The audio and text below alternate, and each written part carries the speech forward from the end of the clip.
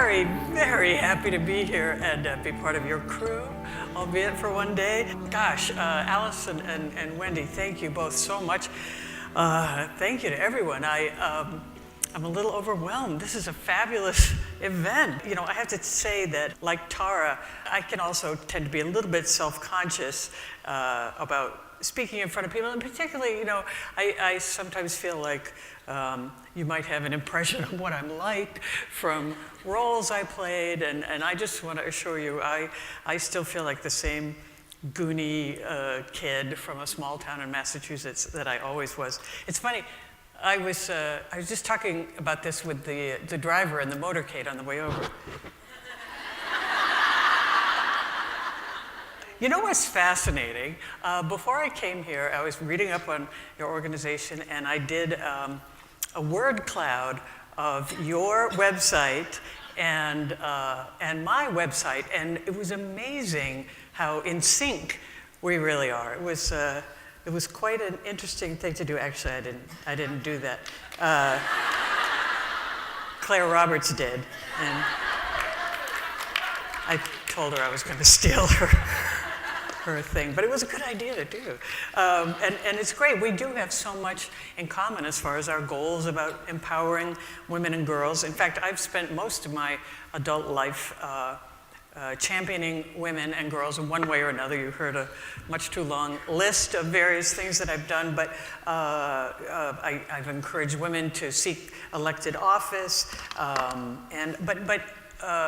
Another thing that I've done is try to impact women through the choices of roles that I made, and try to select parts that I think will be, you know, inspiring or encouraging to women in some way.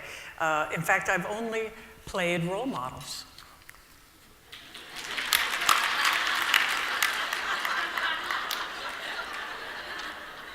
Okay, I did make a movie called Earth Girls Are Easy. This was very early on. I think if we put that one title aside, you can feel free to take me seriously.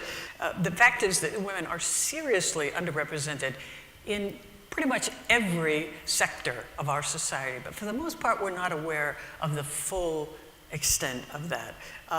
For example, this was a number of years ago, but New York Times Magazine figured out if we add women to Congress at the rate we have been, we will achieve parity in 500 years. So what if the problem of unconscious gender bias goes much deeper than we ever possibly could have imagined? This is my favorite illustration of this. Orchestras, traditionally in the past, were all male, of course, and in the last century, there weren't any major orchestras that had more than about 10% women until around the 70s. And they suddenly started feeling like, you know, the women's movement is happening. Let's make a very deliberate effort to get more women in our orchestras. They decided to hold blind auditions, meaning the curtain on the stage would be closed, can't tell who is playing. That should work. Turned out, still far more men than women were being selected. So how is that possible? Could it actually be that men are better musicians? And then somebody had the idea, take their shoes off.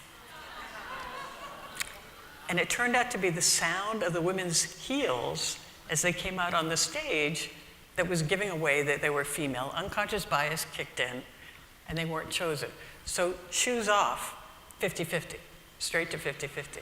So now orchestras, right. I agree. This is a very positive sign. I'm glad you applauded. It's a positive sign because it shows we can achieve parity. You have to just not see or hear us.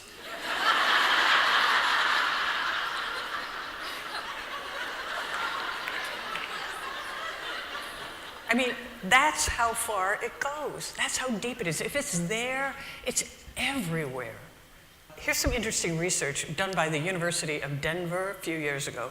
They wanted to look at the 10 most important sectors of our society and see what the percentage of women in leadership positions was, positions of authority. And so it was academia, business, law, politics, etc. And across these 10 most important sectors, the average was about 20%. So how is that possible? How could it be in very different sectors of society that women's progress would stall out at about the same range? But that number is all around us if you look. For example, Congress is just about 20% women. Women make up 19.1% of print journalists. Fortune 500 boards are now about 20% women, I think. Women in engineering are 17%. Women law partners are at 20%. Tenured professors are at 17%, and that's the same for female military officers. Last year at Davos World Economic Forum, it was announced from the stage that the participation of women had risen to 17%. My body fat is 17%. So it's weird, isn't it? It's kind of all around us. How do we explain that? Well, here's a question for you. What percentage of crowd scenes in movies made for the littlest kids do you think are women? 17%. In some movies, 17% only. I can't tell you how that happens or why it happens. My theory is that Hollywood writers think women don't gather. I mean, we do, but I think they don't believe that we do. And if they're writing a scene in a village or something, and then something happens, and they say, wow, the villagers say, what is that? We must all go there and see what that is and gather. And the women are like, you know. I'm not into gathering, I have other stuff I gotta do. But think about it, what if we are